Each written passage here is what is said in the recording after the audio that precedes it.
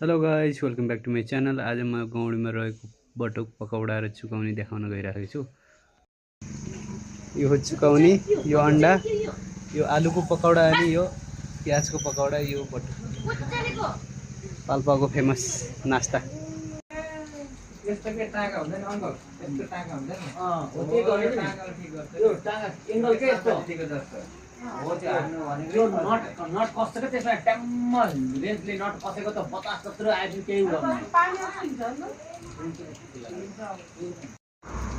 ठुलो 50 आउनु पर्छ, 3 उडान 50 भेटेक गरेर खत्तै जान्छ।